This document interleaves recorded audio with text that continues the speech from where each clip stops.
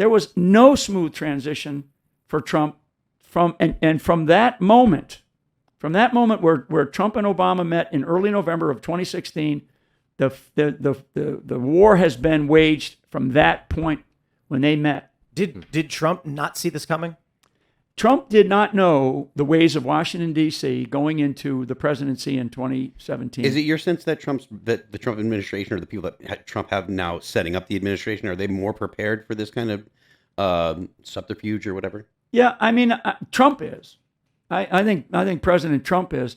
It's a big thing. You know, you're not running. You're not getting a couple of $1 million of investment and starting a new company. I mean, this is a government that has millions of people that are currently in it, and and he's got the executive branch of the government and appointees. You know, there's about 3,000. He probably should hire 300, and not hire the other 2,700. And I do think that Elon going in as this, they call it Doge or whatever, right? It doesn't need to be a department. He doesn't need to be appointed in anything. He just needs to be like a task force commander, and let him decide who he wants to bring into that element. Elon. I don't expect Elon to go into government. I expect Elon to go with the guidance and the direction and the approval of the President of the United States of America, and go in there and say, okay, why do you exist, Department of Education? Why do you exist, CISA? I mean, there's a lot. I could go down, I don't know, half a dozen organizations that should be completely eliminated. Never mind just reformed. So I want to give a shout out to Oregon County Hick, who super chatted. It's the 20th Amendment prescribes what this country would do in the event the president-elect does not make it. And they are rather light in their language. They're saying if at the beginning of the term, the president-elect shall have died, the vice president-elect shall become president. Okay, that's at the beginning of the term. So he's right partially. So that guy's right partially, but they're not there yet. So we're not at 20 January. I'm talking about between now and then. So a couple of things. The Jack Smith stuff was dropped the day after the election. Right? I mean, how fucking, excuse my Irish, how much bullshit is that? I mean, all the pain and agony that they dragged this country through. So now Marchant on the, I'm getting some indications that Marchant might consider not going forward with all of that case. Okay? The fake 34 counts. The fake it's charges. Unbelievable. So, and that would be smart on his part, because the president, when they talk about immunity, so he would be really smart to just say, we're gonna get rid of this. I want this out of my court. Yes, but who am I? I'm a guy who complains on the internet, right? So don't listen to me. But personally, I wouldn't tolerate that. I need to know, and I believe the people of this country need to know, that there is equality under the law. And that means if they are going to levy false charges and abuse the civil rights, that there's going to be at bare minimum a civil rights violation and an investigation from the DOJ. And I have said I believe Merrick Garland still should go to prison. This is not revenge. This is not me being called emotional. Legal accountability. Yeah. If Steve Bannon and Peter Navarro had to spend their 4 months in prison, and we say, okay, well, that's the way the system goes. Merrick Garland, too, was in contempt of Congress. And I believe if we are going to prove to the American people that if you break the law, you are held accountable, that means we calmly and dispassionately say, well, Merrick, you're going to spend 4 months in prison, the same as Navarro and Bannon, and then we'll be through with it. Yeah. And I totally agree, and I think the word that we've got to take out, like our sort of side, and at least from my perspective, and I'll speak for myself, the word that we've got to take out of the lexicon of those that are on the winning team right now is revenge. We've got to remove that word, and we've got to talk about accountability. One of the things that the founders of this country taught us is accountability. How did they teach us that? Because they were accountable for themselves and for their actions, never mind the extraordinary courage that they also demonstrated. So accountability has been something in our system, in our rule of law system from the beginning, from really the beginning of time, right? I mean, so accountability is what we're looking for using the rule of law. What we don't need, though, and this gets back to presidential powers, executive powers, and I've studied this a little bit with people like Washington, people like Lincoln. The application of executive authority and presidential powers. We don't need to have some Durham investigation that lasts forever, right? we need to have time limits, and we need to have very precise priorities and tasks that are looked at. Like, I go back to Elon, and I think what Elon is going to have to do, you can't just go, well, because I got rid of 80% of Twitter, we're going to get rid of 80% of the government. One phrase that I used in the military, and I learned in the military from a great sergeant, was be conscious or be careful when you take a fence down, because there was a purpose and a reason for putting that fence up. That doesn't mean that the fence shouldn't come down. And it's a metaphor for saying, okay, why was this created in the first place, right? Why was the FBI created in the first place? Why was the CIA created in the first place? Like an organization like the CIA has gone adrift of what it was originally intended to do. And they have way too much power. And they have power because most politicians who have been in politics for far too long, this is why I think one of the things that Trump is really going to be pushing is this term limit thing. Most of them are compromised to some level. I mean, it's either money or it's sex or it's something. It's crazy stuff that, and it's not about infidelity in a marriage. It's about serious shit. And these people know it because, frankly, we do this to other people overseas. That's the world of the spy versus spy, and it's a very real world. And so if we have, these upstanding moral character type political people that are in the federal government or in certain, select governors in this country and others in at state level, if they are responsible for different things, particularly large amounts of money, our money, taxpayer money, and they get these favors. We're in a place now where that has to end. And I think this listing that I saw Trump put out, I guess, I guess he put it out on the internet and social media. I found that just fascinating. I was like, wow, this is really good. If he's able to take that laundry list of tasks, get the right people behind him, and then hone in on that. Because you know what, Tim? We don't have 4 years. And I want the American people, your audience, to understand, we don't have 4 years. We actually have maybe two. Maybe two. Midterms? And it's like 2 years is when the midterm is. When you start to go 6 months prior to, so maybe you got 18 months, right? I mean, this is the political cycle of our country that is normal. And so I think and Trump is not a normal political person. And that's why there's so many people here in this country and so many people around the world that love this man, because they're looking at him and going, you're our savior. You're saving us from this globalist communist takeover, and which is very real, and there's real people. It's not a conspiracy theory. So anyway, I mean, those are just things that Trump has to deal with. We'll see if Marchant, says, I'm not going to do this. This is ridiculous, just like Jack Smith. Well, what happens if they try to actually imprison the president-elect? Okay, so if I'm on their team, this is a great question, because I had this conversation with a couple of really very good people who are very analytical, and they think about scenarios and scenario development.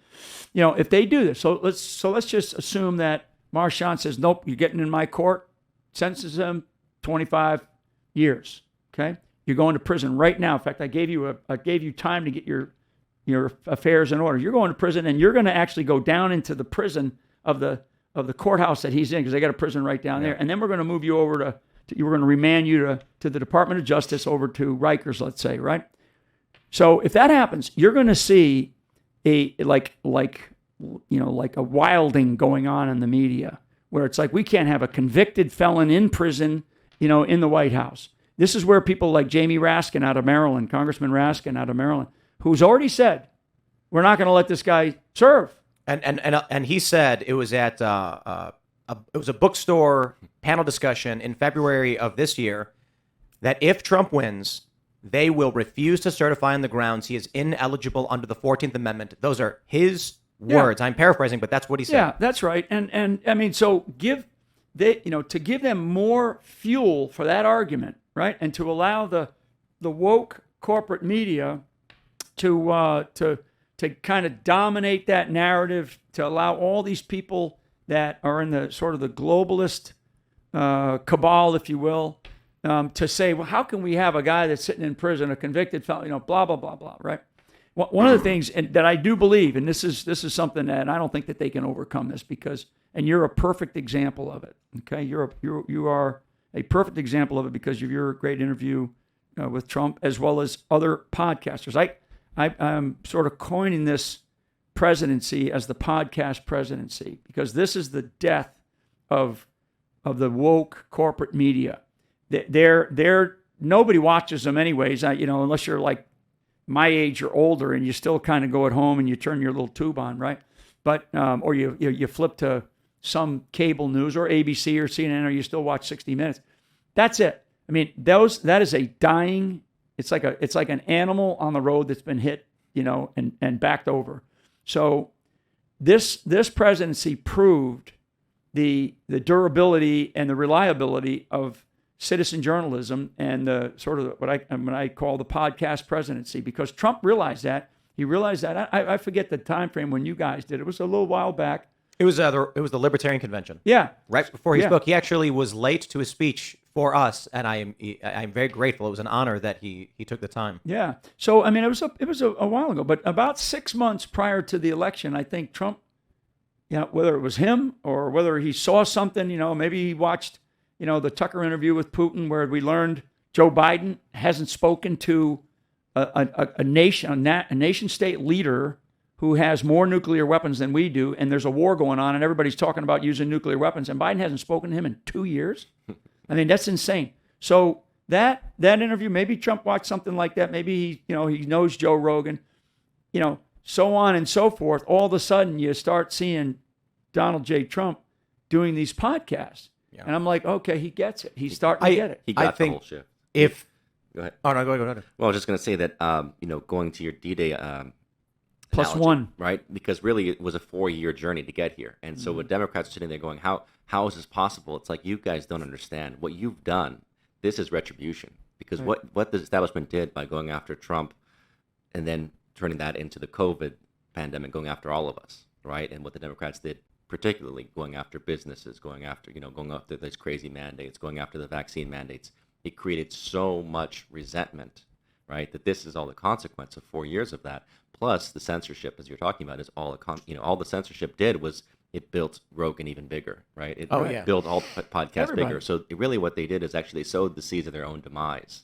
And so now we're reaping it. And that's why I feel like what you're saying is to a certain extent true, but it's like everything that they're going to do is only going to backfire now because we have so much more power amongst the people. There's a realization of our power. There's a realization that, hey, you shut us down on YouTube, we're going to start new channels. We're going to start Rumble. You're going to cancel us. We're going to gather together and create something new. I think we realize now we can build. Even if they took it away from us, we would build our republic without them. That's what we have. It's as you were saying, General Flynn, that a wounded animal is dangerous. And so the question then becomes, to what degree are they willing to sacrifice, sabotage, or burn it all down? I think that if Trump decides to play this game and show up for court on the 26th, I don't know if let's say Merchan says, no, I'm not going to throw this out. You are convicted, and you are going to come in for sentencing. If Trump goes into that prison, he will never come out. And whatever form that takes, I'll just keep it simple and say he's not making it to January. He's not going to make it to the White House. Yeah, and that's a scenario. Okay, so for those of us that look at these kinds of, security issues at this level, you have to play these things out, and you have to look at the second, third, fourth, fifth order effects. You've got to look at the consequences. You've got to look at the players, and you've got to examine. What are their intentions? And this is where, like good intelligence, bulletproof intelligence helps. Insiders help. Whistleblowers help. Getting people into the camps. I mean, I guarantee, 100% that there are people in the Trump camp that have been working for the other side damn near the whole time. Now, whether or not, you can judge them for how well they did or didn't do. But and now that's going to be again. And so what happens is immediately, elements of government start to come together to try to go, okay, well, we're here to help, right? People in the government. And, it's like I told one congressman who ran, this is back in the 2022 election victory. I supported him, and we went and helped him raise some money, and he won. And I saw him at an event, and this was before he went into Congress. and it was like I think it may have been at Mar-a-Lago or it may have been some other place, but it was at an event prior to him actually taking the job. First time congressman, America First guy. And I said to him, when he came over to me, he goes, "Hey, I want to thank you very much." And I said, "Do me a favor. The first person that comes to speak to you when you show up to Washington, D.C., I want you to remember who he is or she is, and I want you to understand that that's your enemy. That's the first person that you cannot trust." It's a very Godfather-esque moment. Well, and it's very true, because people that go to D.C. and back to something we talked about earlier, and I actually said this in a film. Trump didn't know the ways of Washington, D.C. He accepted that people in the Republican Party were going to give him good people, right? And give him the right people. I mean, Dan Coates, the first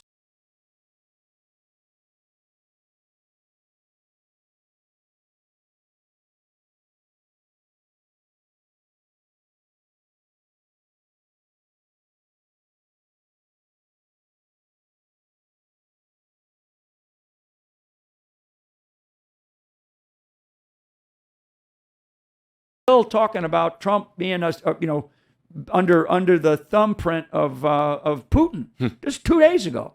So this is a guy that was handed to him to be the director of national intelligence the entire time. And I learned this from Devin Nunes, okay, in the filming of our movie, and I know that we're going to find out a lot more stuff here because they're going to look into it. And we talked about cash earlier. So the entire time he's there, and frankly, Mike Pompeo, who I'm not a fan of, and that's neither here nor there, but I'll say it, who was his CIA director, the entire time they had the full, firm, bulletproof evidence that said the whole Russia, nonsense, was a hoax, the entire time. Yet said nothing, and they allowed the country, they allowed Trump, they allowed people and their families to be destroyed. They allowed Trump and his presidency to be attacked, and they just sat there and said nothing. Yeah, Gina Haspel was one of the orchestrators of this whole thing, and she became CIA director, and then she was Pompeo's deputy, and then she made sure that Kash Patel could not release a lot of the classified information that we talk about in the series. You'll see, like, he basically hints at things and says, "Look, I can't talk about it; it's classified," and that's as you know, that's a big problem with how our system. Yeah, and that's a lot of bullshit. I mean, again, so the classified stuff, because you're right, Sean. You're exactly right. People will use that false mask to hide behind, like, well, it's under investigation. Well, just tell me whether or not it is. Are you investigating it, and when is it going to be done, right? But when they say, well, it's classified, that's the biggest crock of horse shit, because they'll hide it like they redact evidence, right? And you kind of go, why is that redacted, right? I mean, I got full pages of evidence that was turned over to me. Black, full pages. It's like, I don't want that page. Why do I need it? Why are they doing it? People often think of the motivations. Yeah. Why did they go after Trump, the people surrounding Trump? I mean, what is their end game? Power and complete control of the United States of America. Is it too? No. I mean, don't. So here's the thing: what people don't understand. So there's competing ideologies globally. Phil and I were talking about isms. Like you can beat the German army, you can beat the SS, you can beat the Japanese military, but you can't beat the ism, right? The belief in something, right? So like you can defeat Hamas, but you may not be able to defeat a radicalized Islamism, as an example, just to kind of bring it to today. So there are competing ideologies against our way of life. And globalism is a very big deal. And it's been ongoing for a long time. And there's names and faces that are associated with it. There's clearly organizations, World Bank, World Health Organization, World Trade, United Nations, International Monetary Fund. Those are just a few. So, but these are people. And at the end of the day, there is a communist infiltration into this country. And the Chinese, we don't hear that the people don't talk about China as much as they should. This government will, and the Obama government will talk about Russia, because, and there's tens of billions of dollars, actually more than that, but tens of billions of dollars, I'll leave it at that, that are in programs focused on Russia, because for 40 years we fought the Cold War. This thing right here, okay, the entire constellation of satellites that travel around, geospatial orbit were put up by the U.S. government because of the former Warsaw Pact, okay? And that drove a lot of stuff, a lot of innovation, a lot of technologies. So there's so much money that's involved, and that doesn't mean that that's a bad thing. It just means that if the enemy dries up, then the money could dry up. So you can't allow the enemy to dry up. Thanks for watching this clip from the Culture War Podcast. We're live every Friday, 10 a.m. to noon, so subscribe and come hang out.